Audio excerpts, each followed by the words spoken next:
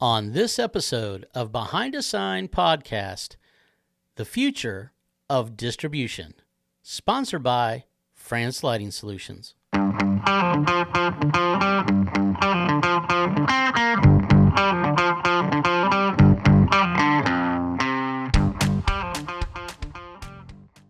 So we're sitting here today. I'm sitting with Jon York of Creative Sign Solutions. Welcome back to another episode of Behind a Sign. And I'm Scott Kutcher with Core Visual Group. And of course, this is sponsored by our friends at France Lighting Solutions. So we're going to talk a little bit today about an interesting topic, a topic that's genuine to your heart because you guys kind of based your whole new business on it that you started last year. Right. And that is, what does the future of distribution look like in our industry and distribution as a whole? So your partner, John Johnston, he is in another type of distribution in high-tech world, in the components of electronics, things like that. And he's occurring the same thing, and that's kind of where your guys' idea came from. We'll get into that in a minute. But let's talk a little bit more about why there was even a need for a different type of distribution model. Right? Sure. So you worked at a company called, what was the name? Three Sigma. Thank you. And Three Sigma did coatings, right? Right. Yeah. So it was, correct me if I get any of this wrong, okay? He's like, okay. He's very good at making sure. I'm very good at letting him talk. And making sure that I stay on track. I've known John for many years, and we've worked together on and off in different capacities. So we definitely enjoy each other's company and are a little goofy together and have fun. But we also love to talk about new innovative products, new ways of doing things. Yep. We love to innovate. And so this is going to be a fun conversation. I think you're going to enjoy it. Three Sigma, they're specialty coatings. Specialty coatings. Right? And those coatings are different types of adhesive systems. They even had top coatings too, right? So it was top coatings, just coatings, period. Yep. Right? Yep. So, and then what was interesting is that's when you were first really, you were introduced when I had my sign shop years ago into the sign industry, but you really got introduced to the backside of how it really worked when you went to Three Sigma, right? Right. Yep. Yeah. Yep. And what did you do there exactly? I mean, I knew that you helped with R&D. I was a technical director. Okay, that's right. Okay. And we did all kinds of coatings, like you said. We put adhesive on the back of nearly anything that was flexible, but we did a ton of vinyl that went into the sign industry. A lot of the floor graphics that you see now that from the COVID stuff where you stands every 6 feet, we did a lot of that kind of thing. But it's unbelievable how many different places our adhesives ended up. Yeah. But what we noticed was in the process, the sales guys were dealing more and more with end users calling us, asking for specific things, and we were drop shipping all kinds of things. Gotcha. As an OEM, I mean, so it got to be where the tracking of the project, the products in the project, it got to be very cumbersome because the only way that the end user knew where they were at, I mean, we had the production schedule we had to keep. Well, so we had to work it in there. They wanted to know where their stuff was, and so the only way they could do that was by phone.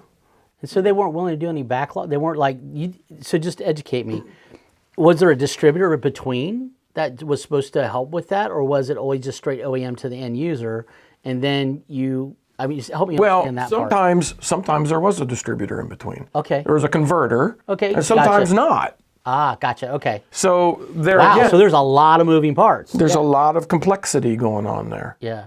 And so knowing, you and your experience in the sign industry, and where you're at, as far as with your career, and then we had some conversations, and it's like, oh my goodness. I remember that, yeah. This, my little part of the adhesives world was just, they were having the same challenges as the sign industry. Well, what was interesting is when we first had the conversation, you're like, Scott, I'm curious. And you brought up these challenges, and I was like, oh man, when I worked in distribution, we had those issues because in distribution, working in that for a while there, with a great company that everyone knows really well, they just, give you an example. We're so set up with so many SKUs, all right? and these guys can relate to it, that you're trying to manage all these different SKUs. You can't stock them all. It's impossible. Correct. So there comes to a point where you have to get it drop shipped from your manufacturing partners. But the manufacturing partners also need you to stock a certain amount of stuff. So there's this balancing act that's so difficult, right? Yep. But what we saw, especially through COVID, was a massive shift of more drop shipping than ever. And it was already going that direction. And it hasn't stopped. So we still got some stocking distributors of different products, but of course they're going to be smart. They're going to take a look at their top 10 SKUs or whatever and say, okay, right, what's already moving France or what's already moving, Halix or whoever, MaxLight, whoever it is at that point, right? What's moving? And every manufacturer can go, well, these top 10 SKUs are moving, right? And so that's what mainly they're stocking until they see that a lot of the drop ships are happening, and then they start. So things have changed. Back in the day, there wasn't that many products to choose from. Right. And so they didn't have this issue. So the Glances of the world and the Tube Lights of the world and even the Grimcos of the world and those kind of guys, they could forecast with the limited amount of SKUs, and then you had the explosion of the LED world. You had the explosion of different adhesive systems. You had all these newcomers, and people in the science industry, manufacturers, like when I used to be a manufacturer, we want access to that. We want to be able to say, what is the best product for this application? And that's where distributors play a very valuable thing, especially if their reps are trained up well, right, and a lot of them are, that they can say, hey, this is the value, right? So coming from that perspective, when you first brought up, I said, you have no idea the Pandora box you're opening of all the issues we have faced now probably for the last maybe 2 decades, but really has been magnified in the last 5 to 7 years. And manufacturers have had this discussion forever. What do we need distribution for? Which is a wrong discussion. Instead of going, how do we evolve with distribution to better serve the end user? Right. And so when you came to me and said, hey, I got this idea, and I said, well, it's a good idea. And, I pushed back because I come from the traditional distribution side. So I pushed back. And I went, I don't know if you're going to get much traction. And then you partner up with Jon Johnston. And I went, okay, wait a minute. Now, John really understands lighting. He was with Provere. He knows Grimco. He knows distribution was with Glance. I mean, I worked with John at Glance. Right. I went, okay, if you guys do this and you do it relationship-based, you may have an opportunity to fill that void when it comes to all of the drop shipping stuff. Right. Right? And so tell us a little about the logistics that you worked out. You kind of first worked them out as 3 Sigma. Right. And then you took that information, that knowledge, and went, hey, I can apply this over here. And that's what fascinated me when we started the discussions, and what I think caught the attention of people like MaxLight. And who else do you have now? You have MaxLight. You have, I know, X-Edge, France. Yep. You got several others that you're being methodical, bringing them on so you can do what we're about to discuss. And it's really interesting because their model is fascinating from the perspective of logistics. So instead of focusing on warehouse space and all those kind of things, they focused on how do we track from point A to point Z. Did I get all that right? That's correct. Okay. Now tell us a little bit about that. Well, I just want to make sure I got it right, because my gosh, it's been a moving target because you guys have continued to evolve. Sure. And listen to the marketplace and go, what do you need? What do you need? And you're evolving constantly. Yeah. So there's times I won't talk to you for a month, and then hey, by the way, do you guys have blah, blah, blah? And I'll go, let me check with France, or let me check with Halix, and I'll go, how's it going? And you'll go, oh, by the way, we just had another breakthrough. And I'm like, holy crap, these guys are constantly evolving. Well, there's a lot to improve on. So what we did was last ISA back in Vegas. Yeah. John and I walked the floor. Yeah. And we talked to quite a few manufacturers, and their eyes all lit up. And we expected to get, some reaction, but this was like the holy grail. I'm like, is it really that much, of a correction that needs to take place? And apparently there's a definite void there that we can help fill. So we looked at, what do the manufacturers need? What do the sign shops need? How do we bridge the gap? How do we actually help the sign shops deal with the knowledge that the manufacturers have? How do they get it? How do we make a more direct information flow. It's funny you say that because that was one of the first things when we started the dialogue with France. And we were very skeptical. But when you found out, and you guys were too, that was the other thing I found really interesting, especially JJ and you. But JJ was just like, but are you guys going to blah, blah, blah, blah? So you guys had already worked out like these 8 things that you were looking for to be able to be hence why there's an 8 in your thing, right? There's, you guys live by this rule of 8, and you always look for these top 8 things that need to happen in whatever you're doing. And so it was interesting, and one of them was education. You guys kept saying education, education, education. So I just had to put that in there because that doesn't come up that often in other dialogues with me. So that's why I had to say that. And I think it should. I think it's important that we need to make that shift. But I didn't mean to interrupt you, but I'm like, no. It was interesting that you said that because education is like bridging that gap, right? Well, you know, it's the personal touch. The existing distributors that are out there, they'll go visit the shops and they'll see, hey, what you working on? What can we, you know, and they'll advise. They're good at it, right? And that's the role. That's the point. And but what you'll find is there's turnover in the industry as it is in any industry, and so you get familiar with a certain rep, and then you. Well, we recycle them. Well, yeah, all right. We don't just throw them away. So what our goal is, though, is to build a nice library online, on the website. So it's a resource that they can access. The sign shops can access when they need it. So they don't have to track somebody down with a phone call. Yeah. Right? Because let's face it, distributors are busy. They're going to be seeing all kinds. So they're running around. So many SKUs, right? Right. So many SKUs and so many people to talk to. Yeah. So we're trying to make the information available quick and easy for the sign shops so they can make informed decisions about the products that they need to order. So really what you guys, to summarize, would you say you guys are kind of like that, you're not the true, well, maybe you are the starting point. So you're the place where when they search for something, you want them to land, get good data to make better decisions. And then, of course, they can pick up the phone and call you. Absolutely. But the part that all is awesome, but the part that I think, and I can't speak for France, but I think what got them to go, you know what, we'll give it a chance, was the logistical side. The fact that you guys are working on a back end that you've been working on for a long time, and it's functional now, but it just keeps getting better and better and better, and you're tweaking it more and more and more, is someone to be able to log in and say, where's my order from France? Exactly. And it literally will go, it's here, it's in transit, it's here, it's here, it's here. So it's kind of like an Amazon-esque type thing. Absolutely. Yep. Where it's shipping and they know exactly where it's at all times. But even more than that, if the manufacturing partner wants to truly utilize your guys' technology you're putting into place with your customer developer and everything you're working with, they're able to give you, data and different things and say, we want it to do this or this or this, and you'll work with them to help them make that a reality. Yeah. Because it's all about the end user. The other thing that's fascinating is how lean you guys are.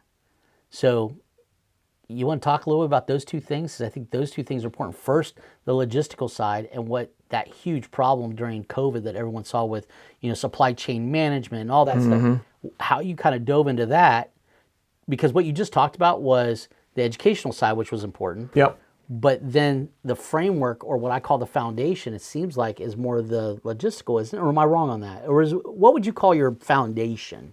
Well, it's going to be both. Oh, so you're just interweaving them in your mind. Absolutely. So that they don't live separate like a lot of people do. That you're just saying they can't live without one another. No, how could it? If we're going to provide, if all we did was provide SKUs and no advice, then what are we? We're just a platform that doesn't do anything. Where's the benefit? I know, but aren't you going to get bloated with 500,000 SKUs like all the rest of the distributors? No, actually, that's one of the things that we've got a vetting process that JJ and I are very strict about, and we're trying to find the specific companies that have the best value proposition for the end users, and it's not all about what's the cheapest. It's not about. It's not necessarily about what's the highest quality. It's what makes the most sense for the sign shops.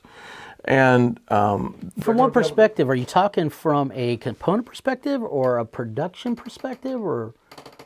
yes. Oh, okay. Well, it's just interesting. I've not had anyone talk this way, so and it aligns with the way I talk. So I'm like, whoa, okay, keep going. Okay, so well, there's certain products that are going to be on the surface a little more expensive, but they're going to save a lot of time, in the field or in the shop. Why you chose France? France has some great products. Yeah, you guys. The True Connect systems and such. Drilled us on the True Connect. Right? Oh my gosh. But when it comes to the True Connect, it saves so much time. It does. Right? It does. And there's it was an eye-opener for me. We just had a company call us the other day, and they had a sign that was, I don't know, 150 feet in the air or something. Ooh. And they had a bunch of old school corn bulbs in there to light it up. Sure. 2 dozen of them, I think. And he needed the stuff immediately because he had to rent this truck. It was $2,000 a day. Oh, yeah. So it's like, okay. And France had them in stock. Yeah. And the way the France does theirs, the ones that were up there were all cracked and broken. I'm getting off the subject a little bit. That's all right. There's all cracked and broken. But France's corn bulb kits, they actually have some rubber in there. Yeah. A gasket, yeah. Yeah, so it insulates it because there's so much vibration up there on the signs. And eventually that porcelain is going to crack if that's what the sockets are made out of, right? Yep. And that's exactly what happened to that sign. Oh, gotcha. So the owner of the sign doesn't want somebody coming out every couple of years and charging them thousands of dollars just to put a bucket truck up there. They want it fixed right, and they want it to last for a long time. So there's some things that we have to take into consideration when we're picking the products that we're going to represent. So how often do you not have what they need and you refer them somewhere? Does that happen very often? We've had people requesting things that we don't have yet, and of course we'll refer them. So you truly are wanting to be that resource to allow them to make the right decisions for their company. Absolutely. Interesting. Yeah. And I'm not saying others don't do that. It's just, I think it becomes, it's gotten, it could be interesting. I've got other, dialogues with other different distributors this year on the podcast, and it's going to be fun to see what their view on things are. But it feels like it's gotten convoluted, or maybe they just have struggled to keep all of that balance because they have so many SKUs. Yeah. But you guys are saying you're vetting. Do you feel like you're going to limit the options people have, or you just think you're vetting the right options? We're vetting the right options. Okay. And we're not going to be limiting. But if there's something that somebody needs and we don't supply it, we're going to refer. So you're studying the industry and... Yeah. Okay. But our goal is to be the first call. I gotcha. Right? Yeah. And 9 times out of 10, we're going to be able to get them exactly what they need, and they're going to understand why they want to use this product, why it's the most cost-effective way of doing things, why the value is there for the customer. So we're worried about the shops, the brand of the shop, the individual mom and pop shop, or the individual franchise, because if they're building signs that aren't up to par, they're not going to be in business 5 years from now. That's true. Right? That's true. So we need to protect everybody, and we're going to do that by giving them the best possible chance of providing good quality things to the public. So as of right now, you guys don't have a physical warehouse. No, we don't need one. Because your model is literally, it's funny because, can you guys even call yourselves a distributor? Because seriously, I'm not trying to be out. It depends on what. It depends if you want to be a distributor from the 1900s or you want to be a distributor of the new millennium. Oh, wow. So you really believe this is the future of distribution? Is more logistical and supply chain management with education and smart tools. Absolutely. Interwoven. You believe that is the future? Well, think about this. If I had stuff sitting in a warehouse,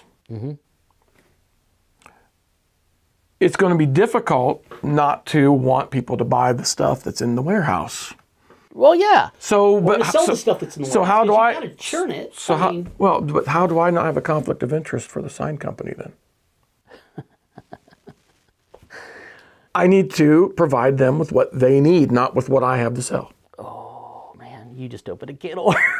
Well, we might have to edit that part out. I don't know. No, But because that's the point of this podcast, is have these honest conversations. Everyone has a different viewpoint. That's the problem with our nation right now. And I don't mean to go sideways, but I want everyone to understand this is a key thing for this podcast. We aren't here to make friends. We're here to find truth and help you guys make better signage, grow your companies, and hopefully have a little fun in the process. That's what we're trying to do here.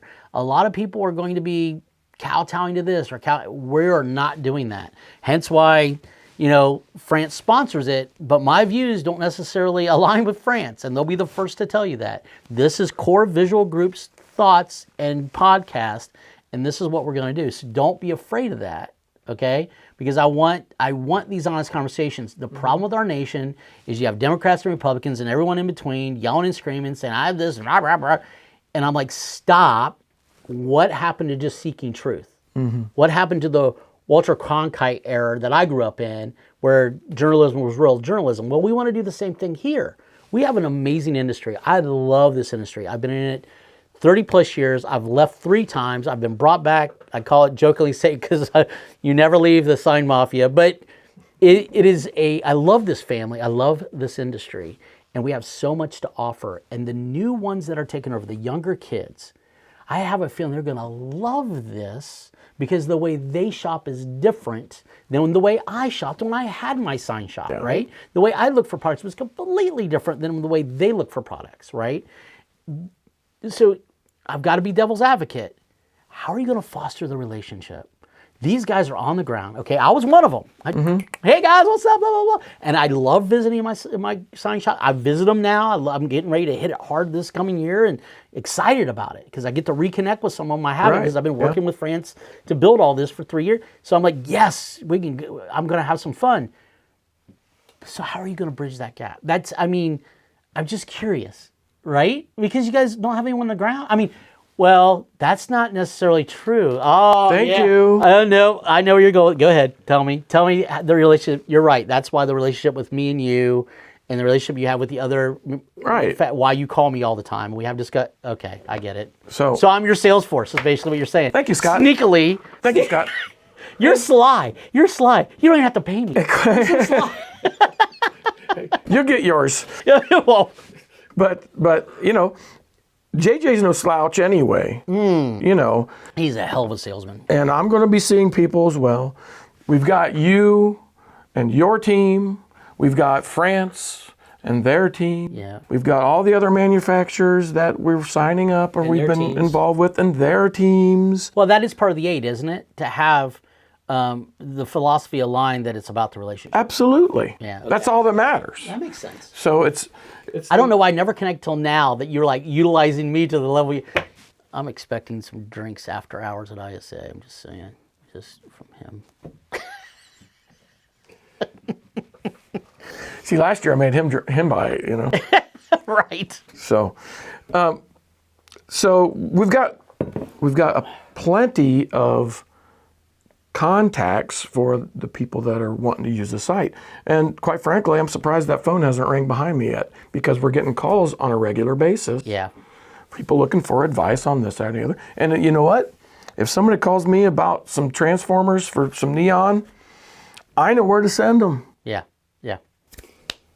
Yep. They get the answers they need. Yeah. Or I'll go, you know what? I'll find the answers for them. Right. You hunt it down for them. Right? And so creative is, we're very lean. Yeah. For a reason. Right. Because when we start getting too overburdened and our overhead starts getting too big, then it will interfere with our business model, believe it or not, because we won't be able to be nimble, and we're not going to be as able to provide exactly what the shops are needing when they need it. It'll mess with our logistics.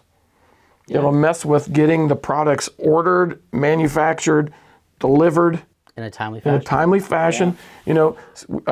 Because we're online, we have some very unique things we can do with, someone's account, and they can track their stuff, and especially if they got some projects. Yeah. They can see, where the different things are going, and multiple ship locations and everything else. They can see what's going on. Yeah. And it's not like we're the only ones that can do that sort of thing, but that's where But that's your focus. that's our focus. Yeah, gotcha. So it really enables the sign shop, empowers them, is really what we're looking to do. Because I got a real heart for these guys. They're creatives, and yet if they're trying to order some things, usually the guy that owns the place is one of the more creative ones around, and he's the one on the phone all day long trying to figure out where their stuff's at. Yeah. What fun is that? Yeah. So we're trying to put that back and put the shop more in control of what they're doing. So you said something in a conversation a while back, not too long ago actually, that I found interesting. And JJ, of course, went on a tangent of what it can be, which I love about him. He's such a visionary in that stuff. Okay. Right? Do you guys really think you're going to get to the point where ding, ding, and I look at my phone and it says, it's shipped, it'll arrive here, it'll be at this location for install at this time? Well, yeah. You're really going to get it? Well, yeah, we're almost there already. That's the point. It's just interesting. See, to me, it's weird that that's not expected anyway. Well, you come from a different industry. Exactly. Yeah. So there's some things that, outside looking in. Yeah. Sometimes you see some things that, in the industry I was in, there were some things that it seemed like, how are you going to get around that? But usually it's an outsider can say, oh, tweak this. Oh, yeah. And that's why you and JJ work well. That's why we work well together. He's got extensive experience in the Oh, industry. yeah, for sure. And I'm able to say, but why do you do it that way? And he'll, we've always done it that way. Well, there's other ways to do things. Yeah. And so, well, would you say the smartest thing you ever did was literally retaining and making him kind of a minor partner, a developer?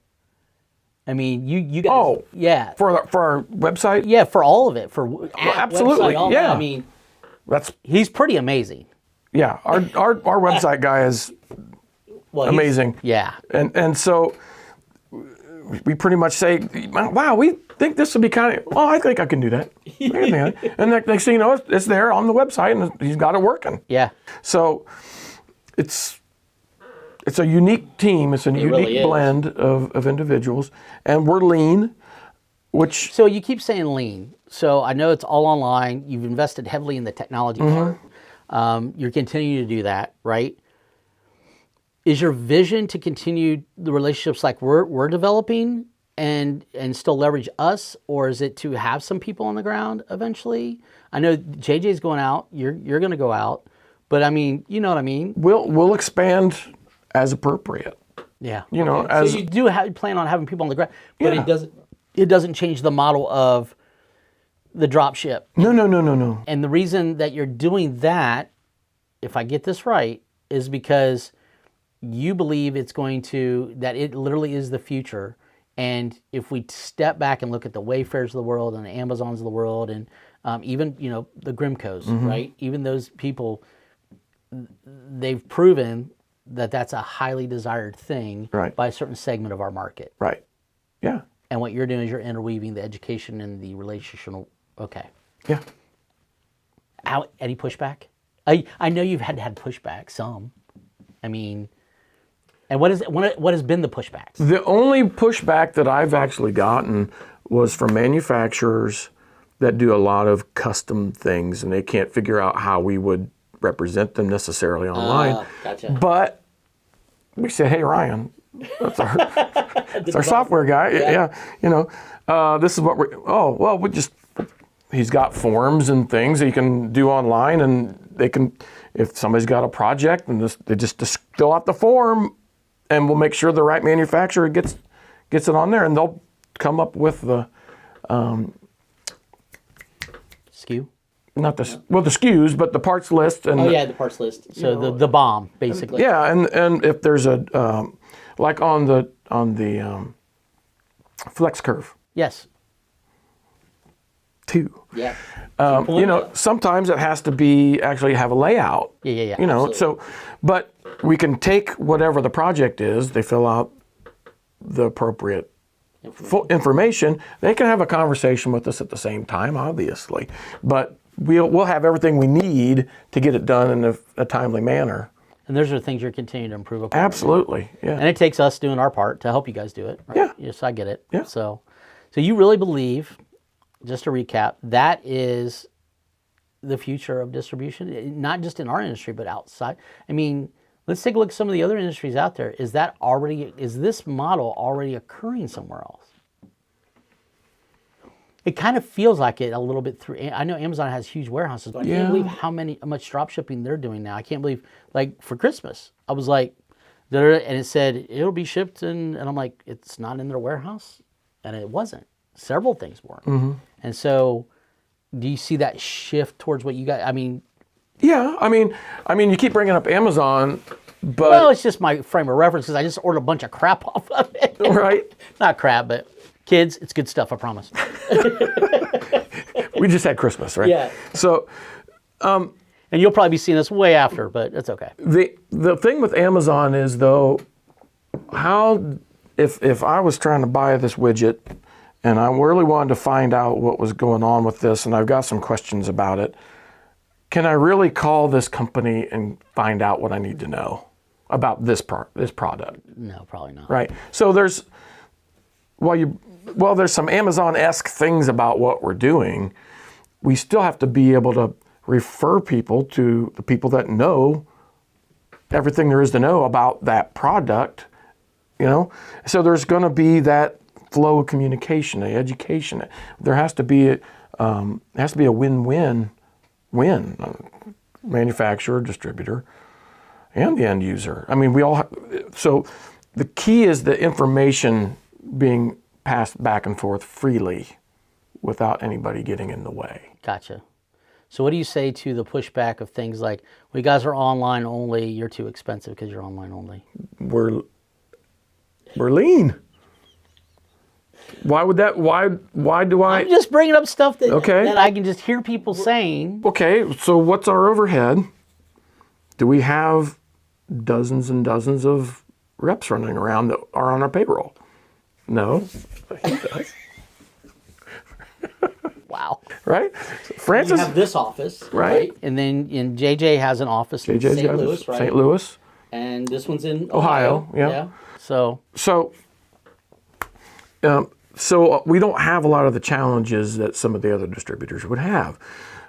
We don't have a huge warehouse. Do you have a friendly relationship with any other distributors? I had to ask. Or they look at you like you're like the redheaded stepchild that shouldn't be. Yes. Yes. But I don't think they're even concerned about us. Well, because we're not challenging them. You're filling a void. We're filling a void. I got you. We're the only people we're really dealing with are the people that are falling through the cracks over there at the other ones anyway, for the most part. So we're not it would seem that we're competitors, and in some ways, of course, we are, but in a lot of ways, we're not. When you look at what's going on with the industry, can we talk about this? Yeah, go for it. Consolidations? Again, you know what? This is, again, I want it all to get out there because these are the kind of conversations we should be having. Yeah. Because it helps everyone understand things better to become better. It's all about becoming better. Just like I'm a different type of rep agency, right? Right. We don't need to talk about that. It's not about me. But I'm way different in several ways that I can articulate. But there's a lot of similarities to the other side, right? Okay. So anybody watching this is going to be well aware of the consolidations that have been going on. It's been the buzz all through 2023. Right. And we can even look down the road at the way trends are. Yep. And you can extrapolate the line and you can kind of see where things are headed. That's part of your background too, is this kind of thing. So you are very good at going, this is where I think it's going. That's why we're having this conversation. That's why I keep asking, do you really think this is the future? Well, I wouldn't be doing it if I didn't think so. I know. But you can extrapolate the line, you can see where things are going. Yeah. And things are kind of going Walmart and Target. Okay, expand on that. That's an interesting. My mind went someplace the minute you said it, but I want to hear. Nothing against Walmart and Target, right? But you're saying what's going to end up happening is they're going to continue to get gobbled up, and you're going to have specialty people like yourself, and like the smaller distributors or smaller regionals that are going to be focused more on What? whatever they're great at. They're going to be focused on what they're good at. And you're going to have these giant companies that are just want to be everything to everybody. And does that work really well? Usually. Sometimes. You know, and if I get it. If a shop needs something we don't have, or go get it. Right.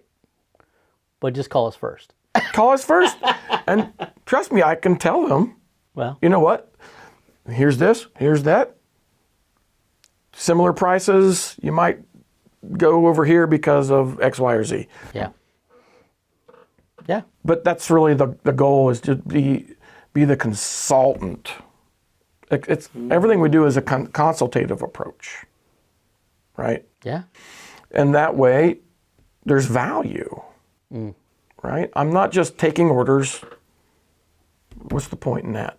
They can do that. You're trying to automate it so you don't have to take the orders. Right. They have control. I want to be able to have conversations and go back and forth with the shops and the manufacturers and say, hey, you know what? The shops are saying this. Have you guys ever thought about making the neon easier to work with, for instance? Or have you ever thought about making What do you mean easier to work with? Everyone's at neon people going, it's a long way to work with neon, boy. well, for like the flex curve and that sort of gotcha. thing, So you know. the LED replacement stuff. Yeah. But like your True Connect, yeah. you know, the bulb replacements. Yep. How do you make that easier? Yeah. You know, most people probably, I wasn't aware of how much better even the corn bulb thing was with Yeah. the rubber gaskets and everything, until this guy's telling me it's $2,000 a day to get up into that sign. Yeah, it's a big deal. You know, so it's very important. So there's things like that we need to be able to provide when somebody calls. Say, yeah, this is why you want to do things the way we're suggesting it be done. And we don't have, motives to bait and switch. So where do you think the rest of it's going to go? I know you track things and you look at a line, you say, well, it's on the natural trajectory. The reason I'm saying this is what he hasn't told you, he's got a big finance background. So in trends and investments and things like that also. So I got to know. So if you're like, well, it's a mature industry. This is when all the buyouts start to happen and all the big boys start buying each other up. And out of that always bursts sub-industries or sub-opportunities. Yeah. Well, What does that look like? well, okay. So in business, there's Obviously, you're going down this road, so obviously this is one of them. right. But you obviously know where you want it to evolve to. Oh, talking about the phone's ringing. All right. Okay, well, Sorry. it's all right. That was not a customer, by the way. So Yeah, click. otherwise, We're all about you guys. Click. so phrase your question again. So obviously you believe the future of distribution is what you guys are doing, but you're going to be evolving that. So you obviously have a trajectory where you think things are going, and you just talked about the Walmarts and the Targets. What do you think that trajectory really looks like in 5 years in our industry as an outsider? I'm asking you as an outsider and someone that has a finance background. And don't hold back. That's the whole point of this podcast. Don't put me on the spot or anything. That's what I do. That's part of this. Okay. I warned you before I came on. So right? Or before you came on yeah. with me. Yeah. So we see things changing quite a bit, and it doesn't take a crystal ball to see that I don't even know if I should say them out loud. If your Grimco's and such are getting bigger, and Yeah. the other distributors are disappearing slowly. And so when you look at it from the manufacturer standpoint, there seems to be some challenges, and they want to stay in business. Oh yeah, of course. When you look at it from the sign shop standpoint, well, they're getting less and less options of what they're going to work with. Yeah, but you got, when you say work with, you're not talking products, you're talking people. People, Okay. or So where do you get it from? I gotcha. Okay. And eventually you have very few places to go, and then therefore the competition's reduced, and you have a gas station type approach to the pricing. Well, and there you have it. So it's going to take some other outsiders to come in and keep that from happening. And there, thus, is the opportunity. So in business, you always have this, development of an industry. It's a French curve. That was a bell curve. No, it's not a bell curve. It's a French curve. And the French curve, I wish I had an easel here, but when you start out a new industry, all right, it starts out very slow, and then the idea starts to catch on. Yep. And then it starts to go up exponentially because you figure something out that the economy needs. Yep. And all along that trajectory, little problems come up. Mm-hmm.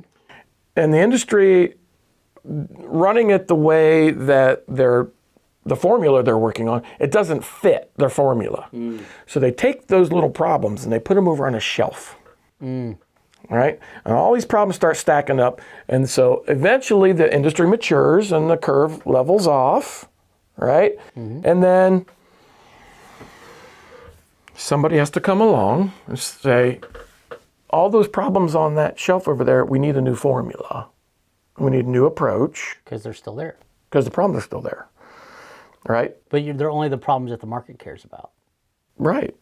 So there's some problems will stay on that shelf. Yeah, until someone from outside looks at the industry and says, okay, here's a way to solve some of these issues. Okay? Because when you've got mature companies in a mature industry, it's difficult for them to change their trajectory. They've always done it this way. It's always worked before. Why would it not continue to work in the future? Is that why you partner with Jon Johnston? Absolutely. Because he had the interior knowledge and you brought the outside perspective, and he was willing to think outside.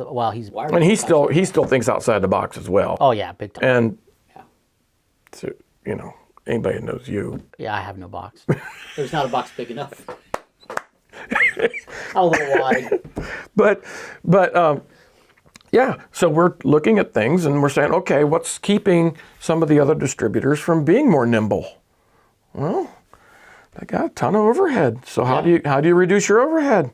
How do you improve this for everybody? And what it comes down to is that's where the drop shipping suddenly makes a whole lot of sense. Yeah, and if you look at it from a manufacturer standpoint and the number of customers they have to sell to is slowly getting smaller and smaller just because the distributor list is getting shorter and shorter.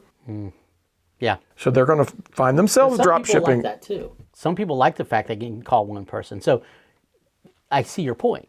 You're not really directly competing against those guys. You're adding a value outside of them. Right. According to the market shifts. Right. Makes sense. So is there anything else before we wrap it up? I mean, we've covered a lot. Is there anything else that you would be... Let's do this. I've never done this because this is a brand new podcast. Not that I'll put you on the spot or anything, Jon. So is there one piece of advice for 2024 that you would look into that camera and give sign companies in the sign industry? Is there one thing that you think you could say, be aware of, or I would watch for, or whatever, that could help them in the new year? Because this will be probably published down the line in the new year. So they will already have, it'll be like a crystal ball. Was Jon York right? Oh, jeez. Well, it could be right, it could be wrong, but it is an election year. It is. There's a lot of financial indicators that are not correlating to the market very well. So whether it'll be propped up or not is a very good question. The gas prices out of nowhere are just going down. It's amazing. Yeah, but they just pop back up, too. I know, right? They're doing this. Yeah. Maybe well, not enough leases are being renewed. Not enough leases being renewed. We're not blowing up enough pipelines. Right now I'm going to have a conspiracy fashion, right? Well, they didn't blow themselves up. Right. No, I get it. But honestly, my advice would be lean. Make smart decisions. Be lean. Make smart decisions. buy what you need to buy when you need to buy it. Make sure you can get your hands on it when you need to get your hands on it. Don't pay too much for it. And I think everything will be fine. There you go. Going forward. I see, that's good advice, and I see a lot of that too. I also see a huge amount of opportunities for expansion because, I'm working on some pretty big programs, as you well know, and just got one and got several others in the works. And the bigger companies, this is when if they have the cash flow, that they invest. Mm-hmm. And so don't be afraid, no matter what size sign shop you are, to go out there if you can handle the workload and go have those conversations. Because you just don't know. when things are a little bit uncertain, it's when the weak ones get weeded out. Absolutely. And then it creates market opportunities for other people. For sure. Who are stronger. Well, John, thanks for your time. I appreciate it. It's been fun for sure. And looking forward to see what you guys end up building. Sure. I'm glad that France is doing some stuff with you. Yep. You guys know you're under a microscope and you love it. It's like you guys thrive on the fact that everyone's watching to see what you're going to end up doing, which is kind of fun. It's a fun place to be. And everyone out there in sign land, until next time, sign on.